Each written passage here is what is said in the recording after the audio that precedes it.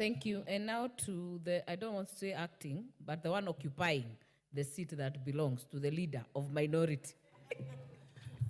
Thank you, Madam Speaker, for giving me the opportunity. Madam Speaker, I just want to acknowledge that you have said the one occupying. Gen Zs have already told us to occupy.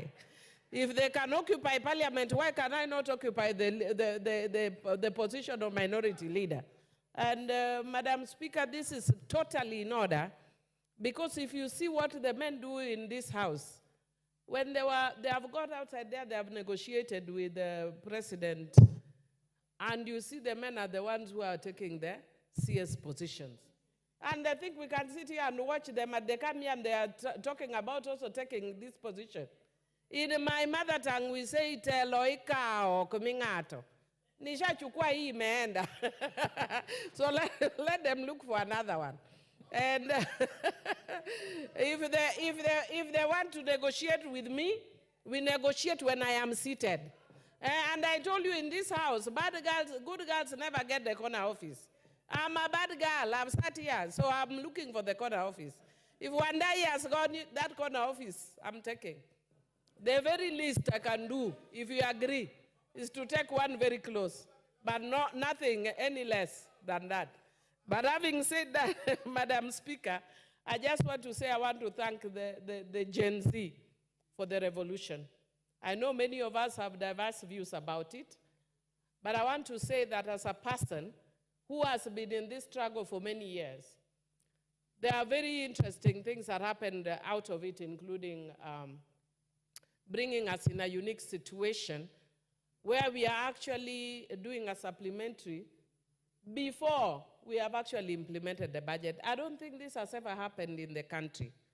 But I want to encourage us as members of parliament that sometimes when we have gone through the challenging parts and we feel like we're in a secure place, we forget where we have come from. Let us not forget that for the first time, Gen Zs across, there were Gen Zs who are our children, who are our grandchildren. And Madam Speaker, I raised the alarm on this floor before the 25th. And Madam Speaker, it came to pass. Because we don't listen sometimes. When we are leaders, sometimes we think we have all the answers. We don't. Because we have a generation that are experiencing life differently, and sometimes they're also experiencing the way we did, it's just that we've forgotten. We need to listen to them. Yesterday when I was meeting my cousin who was visiting me from Canada, and the daughter has whatever, she has pierced her nose. So she has a ring on her nose.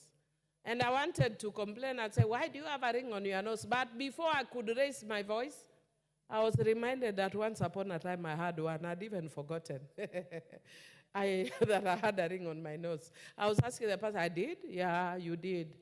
And Madam Speaker, when I saw all the scenes of the Gen Zs for the first time, I was so thrilled to just sit back and see myself from another perspective. When I was that age, I was on the street, lying on the streets with a police gun hovering over me. Why? Because at that age, even though I do appreciate all the things that they are saying, but at that age you also think that you can change the world and you must change it now. And for us who are older, we must listen to the idealism of the youth because we need it as a country. And we infuse it with our realism. And that is the only way we can take the country forward. And that is why I am happy that they forced us to bring this supplementary that is speaking to some of the things that we've been saying before. And I've been listening very carefully to some of the things these Gen Zs are saying. And they say very simple things. Like even today, we had opportunity, some of us who are members of parliament, women members, and we were in a function with some of the Gen Zs.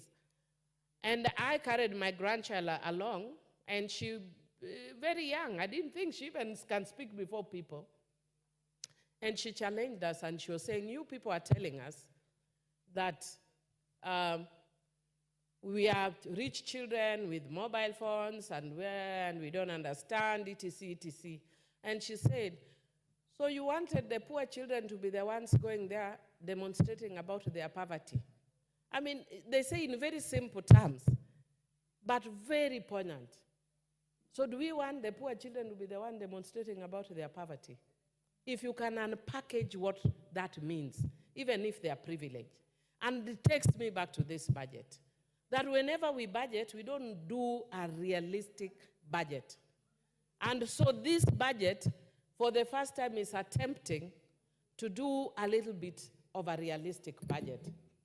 The only challenge that I am facing with this budget is because we know that we're actually implementing austerity measures. But unfortunately, whenever we budget, we don't take certain principles into account. The principle of gender equity, the principle of equity, the principle of marginalization and inclusion, you know, the converse inclusion. But Madam Speaker, it's not just that we don't take it during budgeting. We also don't take that into account during budget cuts. So who do we look for? The same way that the men are dishing out these seats to themselves. In the same way when the budget comes, we start slashing things that have to do with women, that have to do with the children, that have to do with youth. And I've actually pointed it out to my budget committee. And I'm glad that our committee has listened and has returned some. But we want to encourage you men, please, listen to us. This country is not about you alone. There are other people in this country. There are women in this country. And so whether you are budgeting, whether you are doing cuts, can you look at how it impacts on women, on children, on the youth, on persons with disabilities?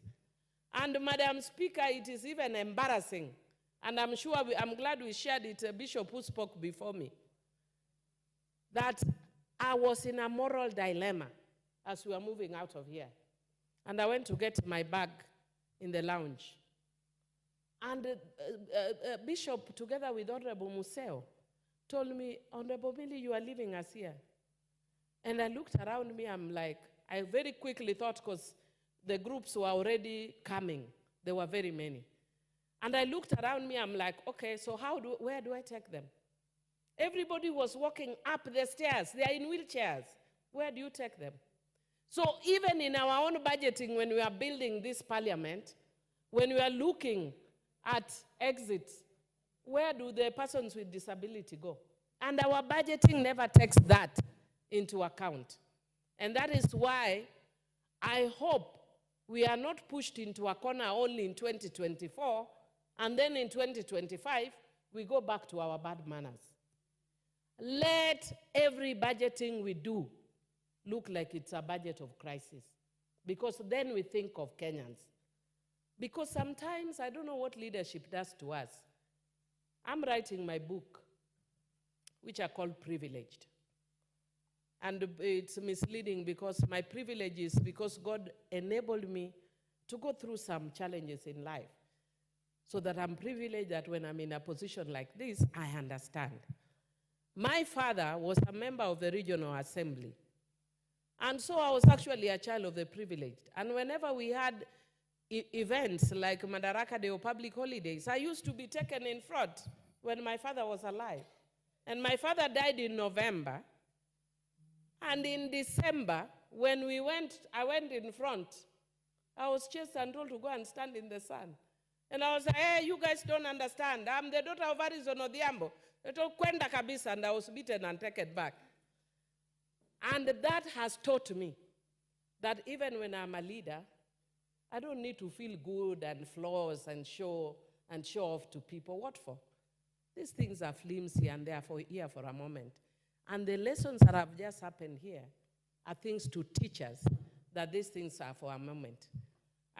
Chair, I know because of my time is up, I'll just say, let's deal with the issue of corruption, and let's put money for victims who have died during these demonstrations. Thank you, Chair. Thank you, Speaker. Thank you. Member for Soy, Honorable David Kiplagat. Okay, thank you, Madam Speaker. I rise to support, though reluctantly, the budget, the supplementary budget that has been tabled